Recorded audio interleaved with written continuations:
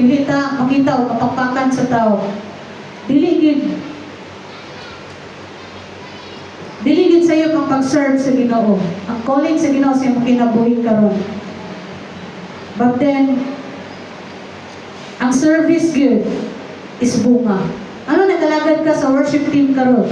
Tungod kay bunga na siya. And not ugat. Ang pinakaugat sa tanan, anong nagbarog ka di is that your devotion to God, your personal connection, your love to God. Huwag yung pinakaugat. Bunga na lang ng service. Anong nagservisyo ka sa Ginoo? Anong nangalagad ka sa Ginoo? Bunga na lang na sa imong devotion. And brang pasabot, nga kung wala daytay personal nga devotion, personal time diha sa Ginoo, wala time sa dili serbisyo sa Ginoo. Dili na matawag ang pagpanerbisyo sa Ginoo. Number 2, prayer life. Ano importante kayo ang prayer life sa usa ka worship team member? Tungod kay ang prayer is our spiritual warfare. Amen.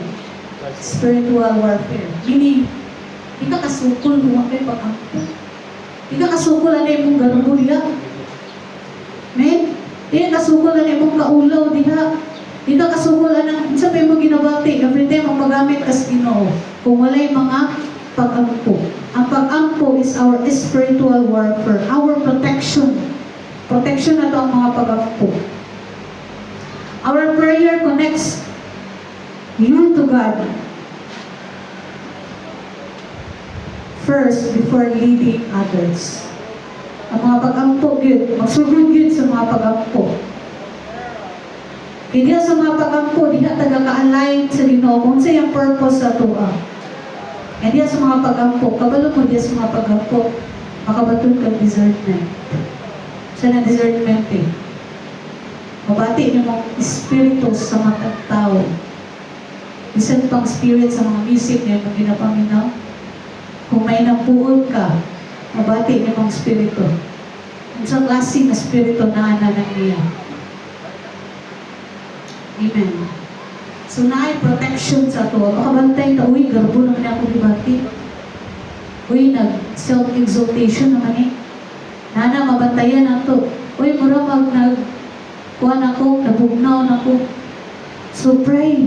Importante kayo nga natay, prayer life. Tungod kaya prayer is our protection, our spiritual warfare. And number 2, prayer connects you to God. Tungod kaya we are spiritual leader. Spiritual leaders ta. You know what? Ang atawang function yun, pinaka-main function mo niya, discuss mo kayo, Jay. Ilid na itong mga tao sa presence ni God.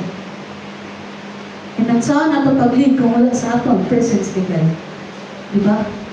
Saan na ito pag-lead sa mga tao? Diha sa presensya sa Ginoo. Tungkol kay ikaw, spiritual leader ka. Hindi mo kagalingan, spiritual leader ko.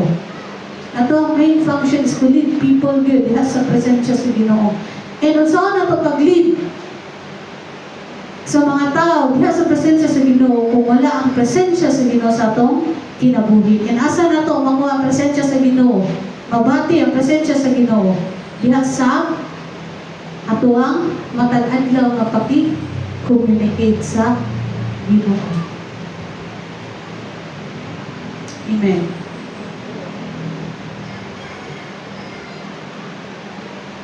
Personal prayer for guidance, humility, and sensitivity. Ano kung sa iyo, ma-discern mo, kabalo kag distinguish, uy, libak man eh, spiritual leader ba ko? Di ko may involve eh. Ang ganyan akong bakba, ginagamit ko sa pagdaig sa Ginoo. Uy, saan naman eh, di ba? Laway naman kayo nga istorya ng mga pilapilmang ko. Ayan ang spiritual leader. Ginalid na ko mga tao sa spiritual sa Ginoo. You know what? Ang spirito sa Ginoo, hindi siya mamuhat kung natay, natagutaguan na sala. So, saan pa natog singgit, saan pa natog sayaw, saan pa natog tukar. Natay sala, di natagutaguan. Wala niya po'y papagbihok sa presensya sa spirito sa Ginoo. So, personal prayer. Pag-ipo sa atong, maghatag sa atong mapainugsan ng kasing-kasing, maghiya sa tuwa, And tungod sa prayer, makasense ta unsa na nga spirit. Personal prayer yun, mag-lead sa ato sa worship, diha sa pagdayeg sa Ginoo nga inubanan sa Espiritu sa Ginoo. Amen. Number 3, integrity and character. Number 3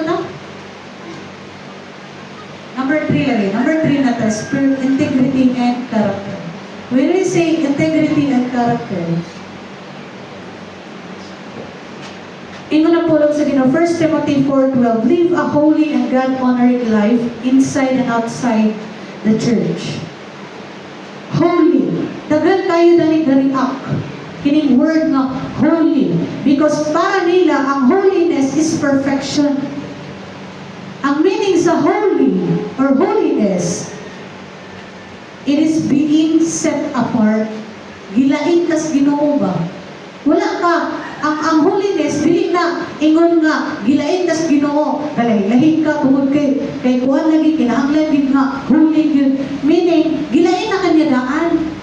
Ingon may ang pulong sa Ginoo, you are a chosen generation, a royal priesthood, a holy nation, a God's special position that you may declare the praise of Him who called you out of darkness into His underlight. Buot na sabot.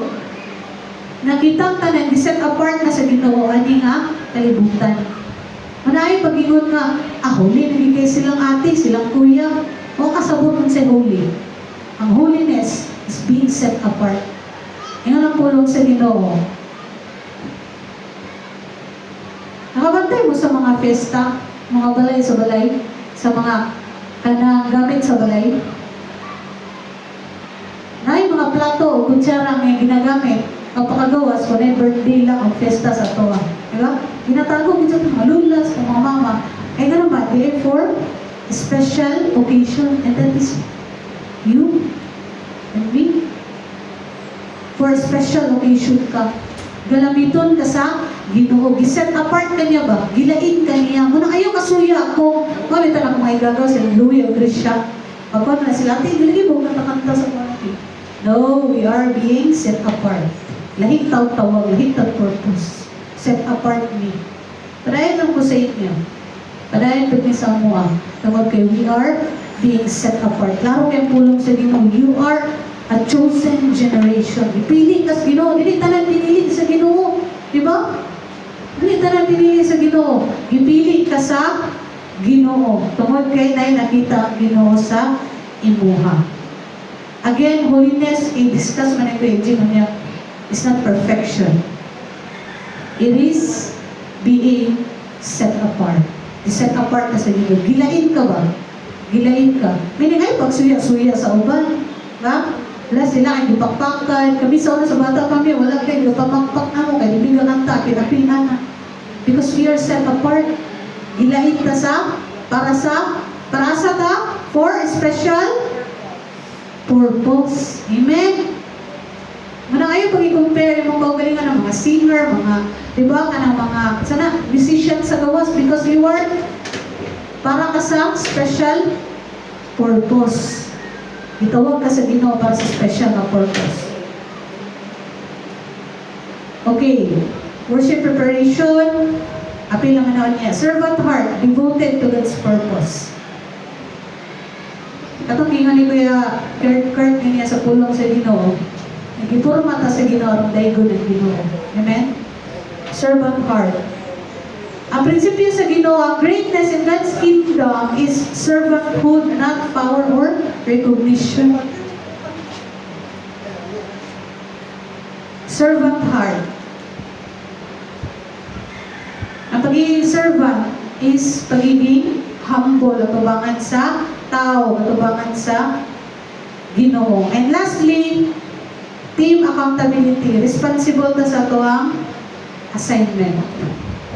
Amen. Nasabtan ba nato what is worship? Kuhinay man, gigutom na? What is worship? Ang paghatag sa Ginoo sa dungog, kahadlong pagtahon, gugma sa Ginoo o ang ato ang pagkinabuhi everyday. Sa tanan natong gibuhat, nagsiling mga liyak, nanginlo mga CR, kasi magibuhat that is worship. Dili lang ang pagkanta. So, akong giyang sa pagpanindog.